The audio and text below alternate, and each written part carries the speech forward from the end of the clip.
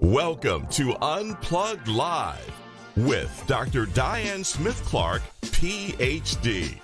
Get ready to get inspired by the stories of overcoming life's challenges to bring change and transformation. Here's Dr. Diane. Hi, I'm Dr. Diane Clark, and I'm here again with another segment of Unplugged Live. My co-host is still on assignment, but will be back very soon, I am told. Thank you for joining us on tonight. Listen, please leave your comments on Facebook and YouTube. Like us, share us, and subscribe to our channel. You can find me on YouTube. You can find me on LinkedIn. You can find me on Facebook. I have a page, Unplugged Live, so that you can connect with us and enjoy the information that we bring. Thank you for your comments that you've made. Thank you for the contacts that you made. Keep it coming. I want to hear from you because I want to know where you need to be unplugged. Today, we have a very exciting guest on our show. She is a psychologist, I believe, and I want to let her introduce herself to you because she can do it much better than me. So what I want you to do is welcome my guest, Clarissa Baggs. Hi, how are you? I'm doing good. How are you? I am fabulous. Thank you for having me. I'm so thrilled that you accepted. I rehearsed your introduction, and when I got ready to do it, I forgot. So I'm going to let you, I told them you were a psychologist, but I'm going to let you introduce yourself properly so that they can have the correct information. Wonderful. I am Clarissa Baggs. I am a filmmaker. I am an inspirational speaker. I am a certified life coach. I am not a psychologist. Okay, sorry. Although everything I do links back to mental health. All of the work that I do, all the people I come in contact with, all of the lessons that I teach, all go all the way back to mental health. So not a psychologist, but I kind of dibble and dabble in that realm. Thank you for clearing that up so that they will know you're a professional at what you do. She's Yes. a life coach and she dabbles, she says, in the mental health space. And Miss Baggs, I invited you to be on the show today because this is the last show for Women's History Month. And I wanted to do something that I felt would encourage those of us who are creating legacy. We are creating the history that other young people will live by, will pattern their lives by, especially if we are a good example in our community. And today I would like for us to talk about letting go with forgiveness. Yes. Much of the work that I do focuses on helping people find their voice so that they can find a space of forgiveness. And a lot of it that I do is because of my own personal background. I am the eldest of 12 kids, and I grew up in a very abusive household. And that includes mental, physical, emotional abuse and sexual abuse. At the age of 23 days into my 12th birthday, I gave birth to my stepfather's child. And no one ever asked who got an 11-year-old child pregnant. But all of the onus and all of the guilt was always placed at my feet. And I did not have a voice. I did not have a way to always communicate what was going on in my life and how it affected me. I had to learn to find my voice. And in order to do that, I started a workshop called Still Surviving and Walking in Your Purpose. And from there, I created an award-winning talk show. And on this talk show, guests would come on to discuss the different adversities that they have experienced in life and they talk about all the ugliness that they've gone through, but they also talk about how they have discovered their purpose within all of that ugliness, and how now they're using that purpose to impact other people's lives and find their voices and be able to walk in forgiveness. And for me, it was cathartic because I was not at that place yet. I could not speak my truth. I didn't know how to, but I felt like if I could give other people the ability to do those things, then it would help me. And learning to forgive is well, we're always told that we should forgive, but having the ability to actually forgive someone, that's a completely different ball game. And it's difficult. It's not an easy, okay, well, I forgive you and let's move on, because we live through everything repeatedly that we've gone through in life. It forms the lens through which we look at life. And when it came time for me to decide whether or not I was going to forgive my rapist, that really didn't happen until after he passed away. And I was able to forgive him, but if I'm transparent about everything, I still haven't gotten to the point of being able to forgive my mother yet. And I think that stems from the idea that she's my mom and she is supposed to protect me. Mothers are supposed to protect their kids. So I'm still working on that aspect of it.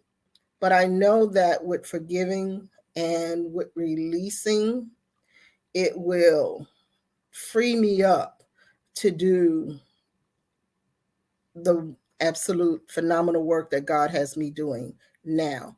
I'm doing a lot of that work now, but I still haven't addressed that aspect of my life. So, yeah, I can sit here and I can say, you should go out and you should forgive and you should be able to do all of these wonderful things, but it's a process. It's a process for me. And I'm the one tooting the horn all the time about people going out and forgiving people who have hurt you. I am hopeful that the work that I do is teaching people about forgiveness, giving them the steps in order to forgive, and also teaching them how to release themselves from whatever strongholds are keeping them from living their best life, keeping them from discovering their purpose in life, and keeping them from expanding that purpose and being a blessing to other people. One of the things that I'm always focused on is teaching people how to speak their truths. As a child, I was suicidal and I had a whole lot of suicidal ideation. And the main reason for that is because I thought it was just me that was going through what I was going through. Nobody in the world could understand what I was going through as a child. And the reason for that is because normally when people come out on the other side of whatever trauma, whatever darkness that they've been through, we typically don't share our stories. We keep it to ourselves. We don't go out and say, hey, so guess what? I am a victim of abuse. I had this kind of trauma. I was going through these sort of domestic issues. We keep it to ourselves. We hoard that information, not realizing that if we open our mouths and we speak our truths, then we could potentially save some lives. Right now, I am working on a documentary that will focus on child suicide. And we're going to look at the cause and effects of it and how society is impacted by child suicide. We're going to look at it from the religious standpoint, from the justice system, from family issues. Those are the things that we need to have conversations about in order to learn how to forgive ourselves, learn how to forgive others, and learn how to live our best lives. And we can't do that unless we have conversations.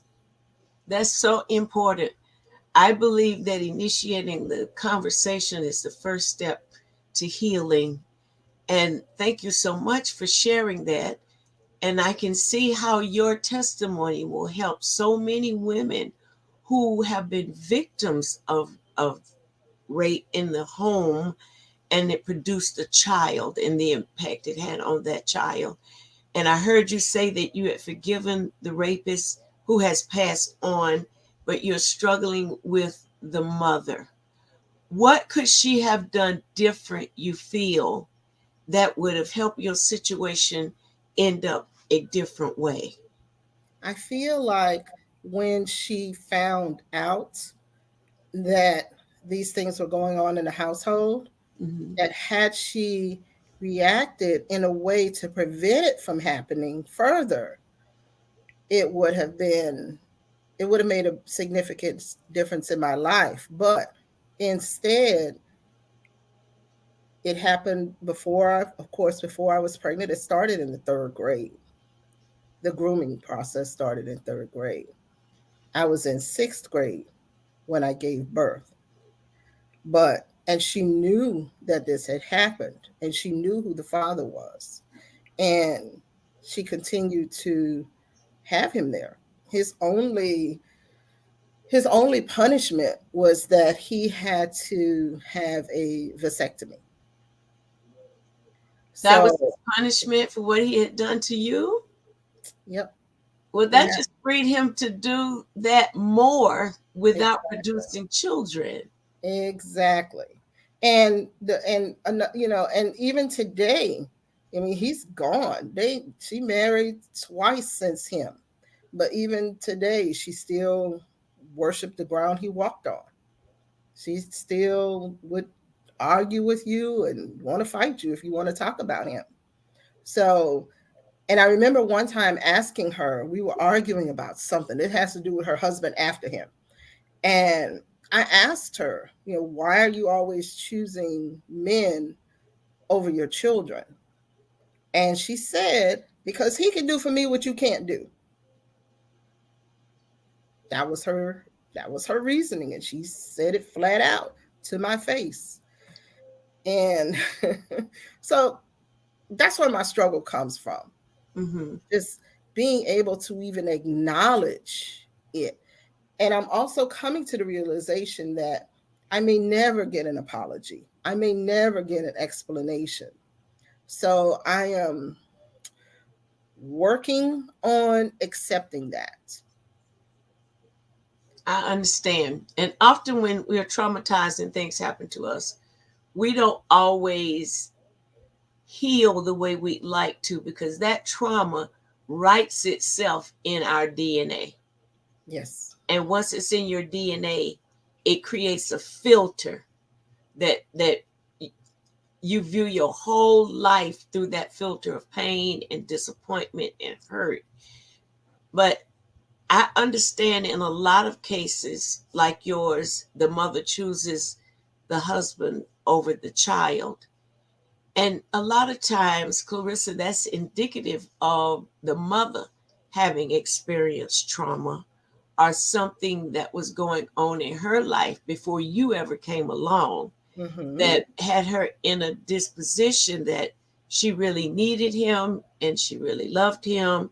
And, she felt like because she was your mother, that you would just love her anyway and everything would be all right, are some of the explanations I have received when speaking to women who have been in this situation. How does she relate to her grandchild? Um, they really don't really have a relationship. They rarely see one another. My daughter is now 45 years old. Okay. So, yeah, I'm barely 12 years older than my child. But my mom says that she tells people that I'm a liar and that the things that I am saying are untrue. But I've got an entire DNA sample I was specimen here. gonna ask, did they do a DNA to detect whether the child was his? Did you get to that state? No, I mean this was in the 70s. Oh, okay. So Wasn't as popular then. Yeah. that wasn't a thing, and it could only be him. I mean, I I was in third grade when this started happening, and it even continued even afterwards. I remember After her. you had the baby? Yes, But you were old enough at that point to fight back. What happened that you didn't fight back? one of the things is fear. Another thing is, well, if you don't, then I'll just go and get one of your sisters. Because I'm the eldest, and I had all these sisters and brothers underneath me, and that was a threat. And the thing is that he could say whatever he wanted to say.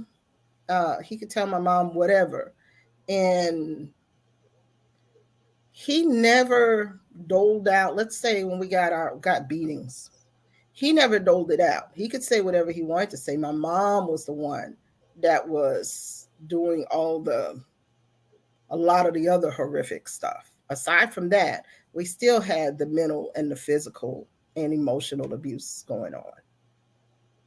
So Wow. it's not as easy as just saying no. When you grow up in a certain environment, it's easy for somebody who hasn't been there to say, well, you just say something, but it doesn't work like that. Yeah. It really doesn't work like that. I mean, imagine growing up in an environment where every day you're looking in the face of your rapist.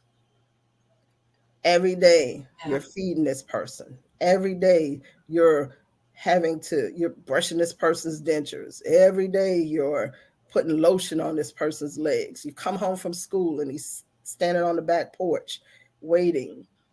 You're negotiating. You learn to negotiate to get out of it, Uh-huh. or you learn to negotiate your body just to save your siblings. So all of those things, it's a whole, trust me, you don't have enough time on your show today. But there's a whole lot of dynamics that go into it that will just blow your mind. Well, I thank you for being so transparent and sharing, because I'm sure that there's someone that will watch this show who have experienced it or who has been the mother in the situation. And it's sad, when you told your mother, you were faced with anger, right? Yes. and and Well, accusation. let me tell you what happened. I think that he kind of got a clue that I might be pregnant. And now at this time, I had never even had my period yet. Nothing. Wow. Nothing. I looked like a little boy. And she took me to a clinic. And at this time, there was this clinic, and it was in a house.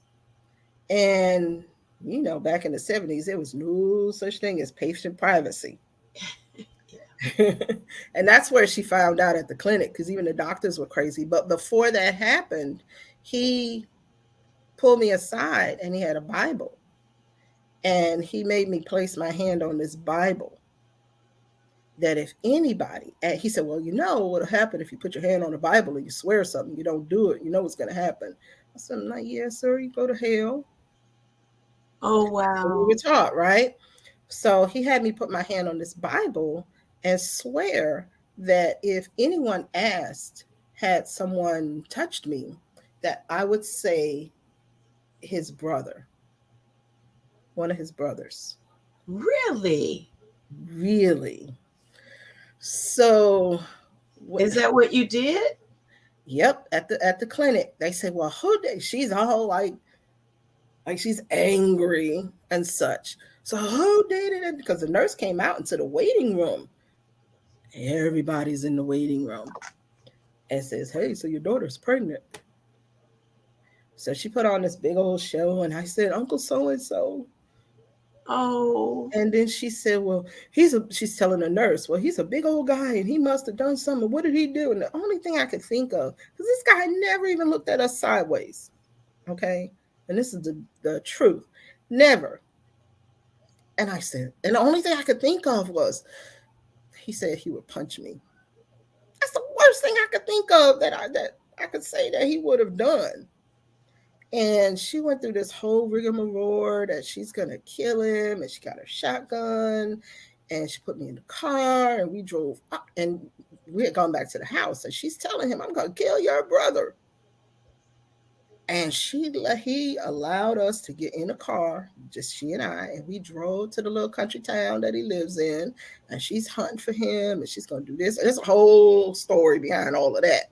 But in the end, because I'm scared, I'm like, "Oh my gosh, she's gonna kill him, she's gonna kill him, she's gonna kill him. I can't let her kill him. But if I tell the truth, I'm going to hell.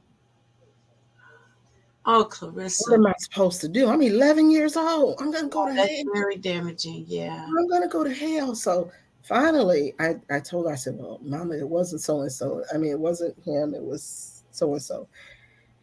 So she packs me back up in the car. That's a whole different. It's a whole thing going on where we were. That's another story. She packs me up in the car. We go back to the house, to the man who actually raped me. Does nothing. She didn't confront him? Nope. If she did, I didn't hear about it. And it took him to tell me, because I knew he had a vasectomy. And I used to have to bring ice pack to him. Oh my. So And Clarissa, with all of the traumatic events in your life, what has been your recourse? Where are you now with that? I see that you're able to talk about your story and what happened, but what did that trauma produce in your life that was positive? You made it through it. You came through it and not quite out of it because you're dealing with the mother issue, but you know, the first step to peace is acceptance. mhm, And at some point you're going to have to bring yourself to the place that you accept who she is, and that was the best that she could do, even though you don't feel like it's the best, and I'm sure there are other people watching the show. But when things like that happen, that's very serious and it's very painful, and it affected the whole family, not just you and the stepfather. And when you get to that place of peace and you accept your mom for who she is, where she was at that time, you don't know what fear was in her. He could have been the major breadwinner in the family, all kinds of things. There are different dynamics in your story. But I want to hear how you came out of it and what it produced positive in your life. okay, so let me say this first. It wasn't just about me, and it wasn't just about me forgiving her for what she's done other stuff to other siblings with other people. So it's not just a me just forgiving her for me. My siblings have stories. Oh, So it's bigger than you can imagine. mhm. But one of the things that I remember being a kid, and I was watching the Bible story. This was in black and white. And You mean you didn't have one of those plastic screens that was blue for the sky and green for the glass? Like this you was brought black and that white. to the television, yeah. You had Girl, color TV. this Wait, was go ahead. I thought that was funny. this was a little 13-inch black and white television, and it had the tubes in it. Right. And I remember after a while, the tubes would start to go bad. So it would start turning white. So in order to see it, you had to block out light.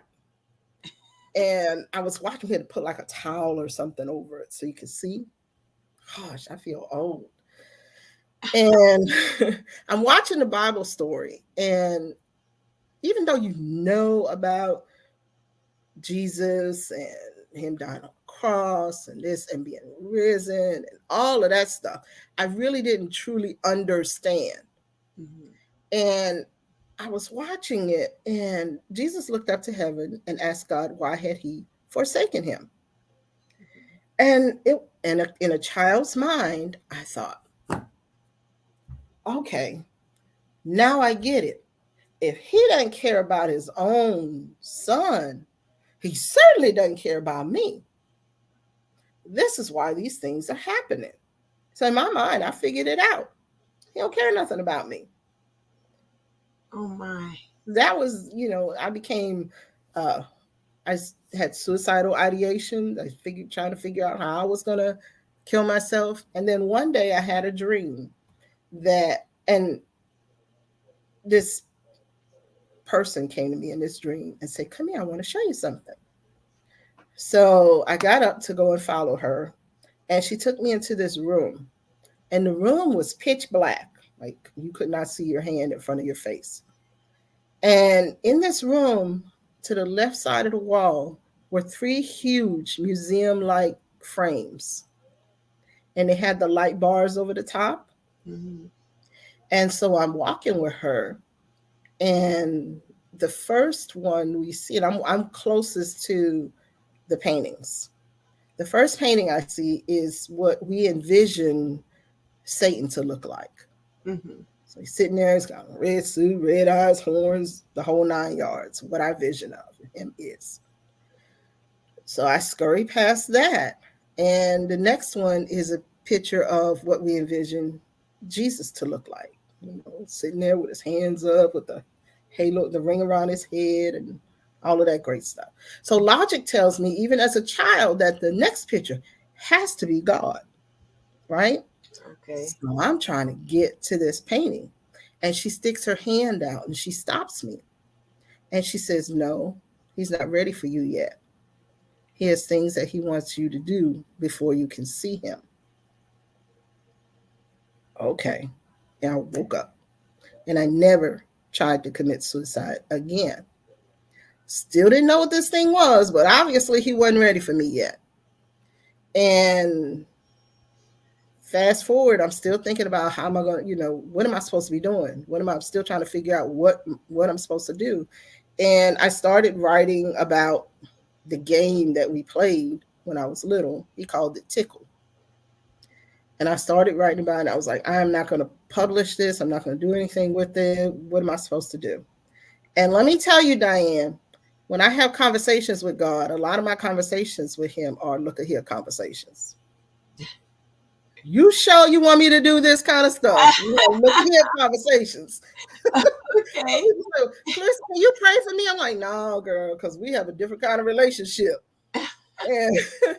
And one night I was laying in my bed, and I was going back and forth.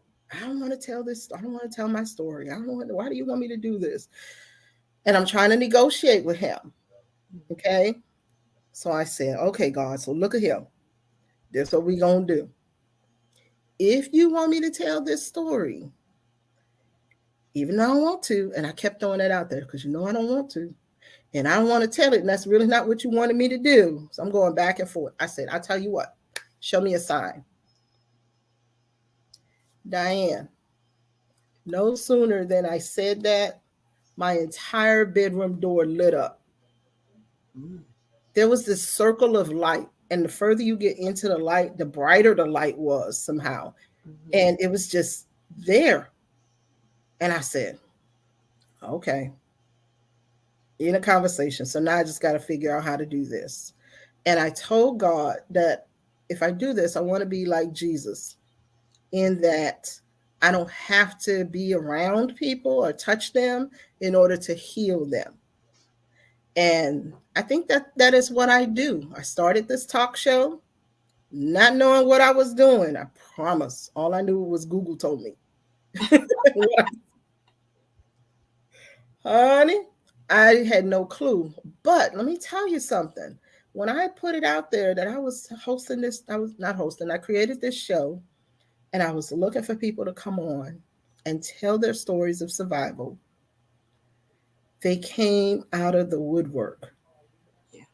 99% of the people that came to talk on the show, I had never met them before, met them for the first time when they showed up. And for many of them, they had never told their stories until then. So many of their families didn't know what they had gone through. And for me, that work is cathartic. My helping other people tell their stories is really healing me. That's awesome. Yeah, it's So healing. we have like about 3 minutes. And I want you to tell the audience there's somebody else that needs to talk to you, that wants to get over what has happened to them in the past. And I'd like for you to share where they can reach you and the name of your business and so forth, your website. My website is clarissabags.com, and I'll type it in here. And they can reach me at that website, but I'll also put my phone number in here. I am also hosting a Still Surviving the Release retreat this coming June 23rd to 25th. And we have a few slots left. But there, we're going to focus on healing. We're going to focus on releasing a lot of the strongholds that have attached themselves to us. I am open to conversations. I am open to other speaking engagements. And just reach out. I'll talk to anybody. I would not have done that 5 years ago.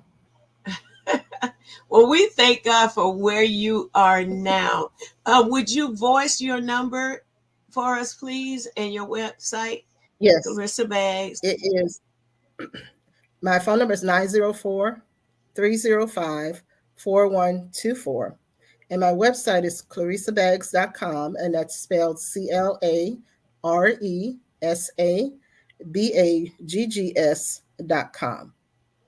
Thank you so much. I'm sure you're going to have some context from this broadcast. And I am grateful to God for the work that He has done in you, given the things you experienced in your childhood. And secondhand hate is the worst kind. You had your own hatred, and then you took on the hatred of your siblings. That's quite a load for a human to carry. But I'm grateful for God that you have found a way to bring healing and resolve in your life so that you can do the things that He wants you to do.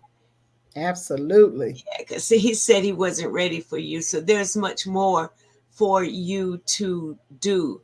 I want to pray with you in this last minute that we have. Father, we thank you for Clarissa Bags and the work that she is doing to help your people unravel the trauma, the pain, the memories that went along with childhood abuse, those who experience adverse childhood traumas that has affected their adult life. Father, and we pray, God, that you anoint her to do this work, give her creative ideas and witty inventions to help your people overcome traumatic issues in their lives. In Jesus' name. Thank you, Ms. Bags, for being on the show. It's been very informative, and thank you for your transparentness in expressing. I believe it's going to bless a lot of people. Thank you so much. I appreciate you.